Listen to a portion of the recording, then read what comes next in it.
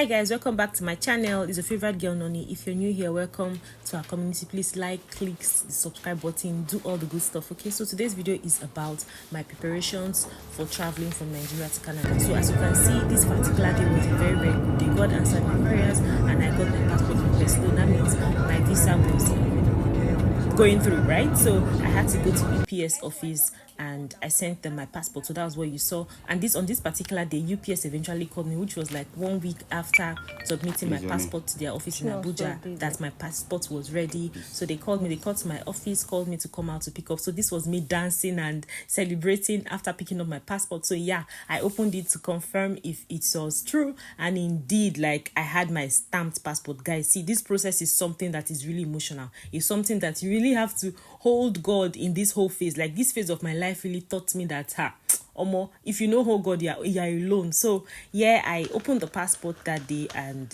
I was really emotional, and like, I had every reason to dance, praise God, and do all of the good stuff for him. So yeah, this was me still dancing and celebrating my little win.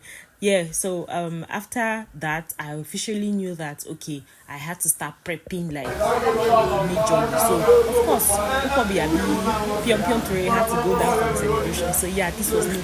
See, I will not lie, after that PPRP, I knew that I had to eat a lot of things that I was going to miss, because as a certified foodie that I am, I knew that I was going to miss a lot of things. So I just tried eating and prepping at once. When I do one small chore, I will eat another food. So yeah, I started doing errands for I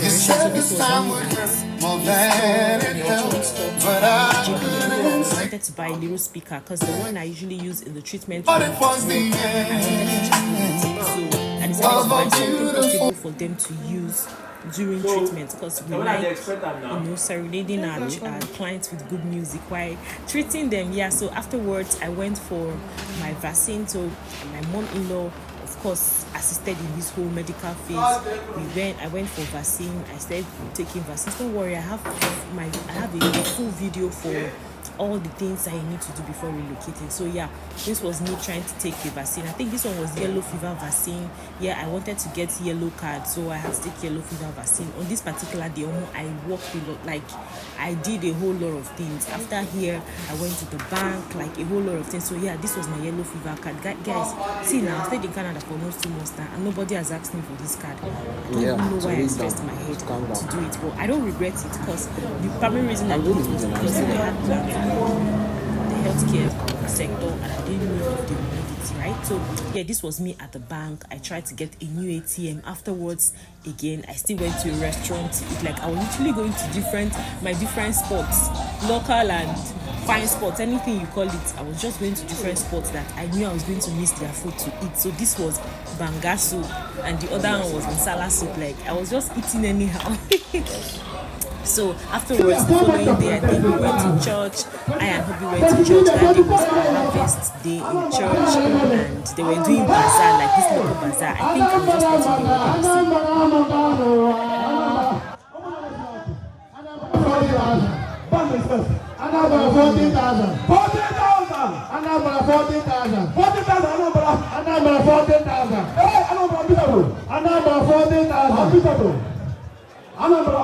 So I don't know if you're Catholic, you remember the good old days of harvest and bazaar. So it was really fun. I really like the fact that at least these guys almost leave this. Let me leave the harvest talk. See this uba. Like, I ate uba, I had palm wine, I had peppered meats. Like, this phase of my preparation was sweet. I won't lie. I really enjoyed myself, because like a week or so before leaving Nigeria, I ate. Like, I will not lie, I was eating a whole lot of things. So afterwards, I think the following day or so, I went to MTN office to do some things. You get details of all of this, okay? I went to MTN office. I went for bank once again, because I needed to sort out a lot of things at the bank.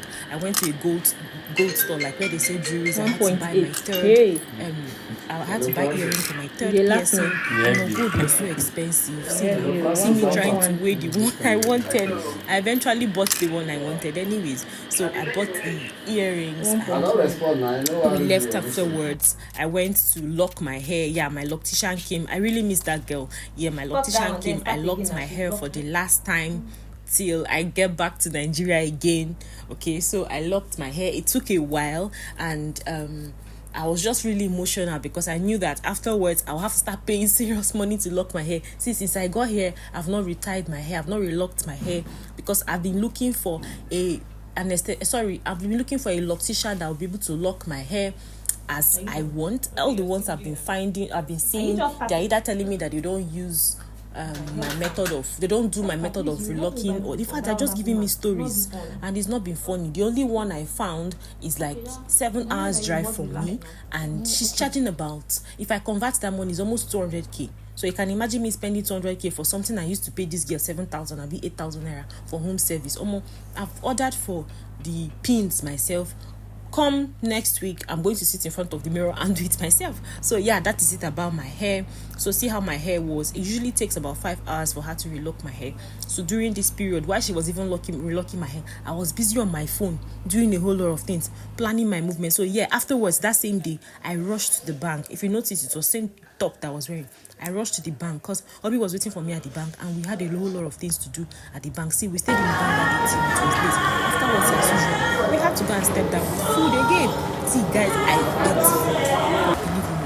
After, I think the following day or so, I had to go and meet my girl for the last time. Shout out to Disemi. This girl has been taking care of my nails for a while, and she was really, really good to me. So this was the day I officially told her that I was jackpying, and she was like, "Oh, so you are leaving me? You're doing this and all that."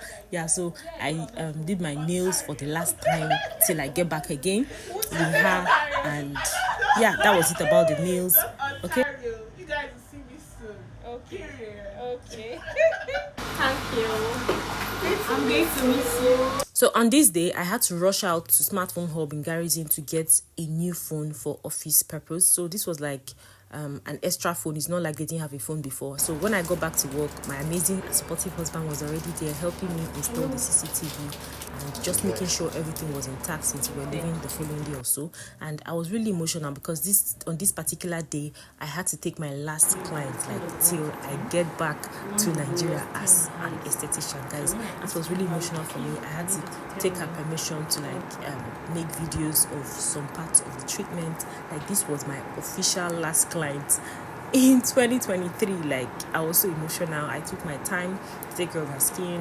I really worked that day. I worked till it was really late. I think I left office that day around either 8 p.m. or thereabout. This is me that usually closes by 6 p.m.